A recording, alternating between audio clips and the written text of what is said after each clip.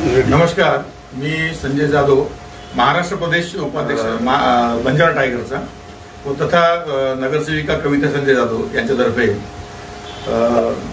या विषयावरती मला बोलायचं आहे की जो जलसंपदा विभागात करोडो रुपयाचा भ्रष्टाचार झालेला आहे त्या संदर्भात बाईट देत आहे।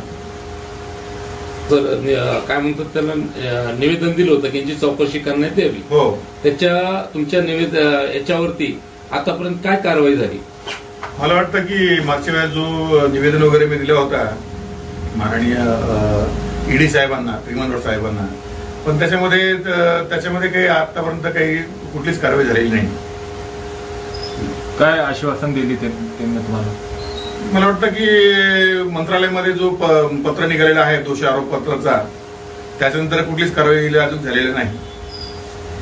आता निवेदन दिले तुम्ही, पुढच्या पाऊल काय राहणार तुमच्या? पुढच्या पावलामध्ये एक साधारणतः 2-3 दिवसांमध्ये मी एक निवेदन अजून माननीय मंत्री महोदय व माननीय ईडी साहेब, त्रिमंगड साहेब यांना निवेदन देऊन सखोल चौकशी करून संबंधित जे 4 ते 5 अधिकारी ज्यांनी करोडो रुपयाचा भ्रष्टाचार केलेला आहे कमांड आणि अनकमांड मध्ये, की गोरगरीब शेतकऱ्यांकडनं अधिकाऱ्यांनी प्रत्येक सर्टिफिकेटचे मला वाटतं की साधारणतः 1.5 ते 2 लाख रुपये पर सर्टिफिकेट असे 3,500 ते 4,000 सर्टिफिकेट यांनी शेतकऱ्यांना दिलेले आहे व त्याच्यामुळे मला वाटतं की महाराष्ट्र सरकारचा साधारणतः नाही म्हटलं 100 ते 125 करोड रुपयाचा महसूल बुडालेला आहे।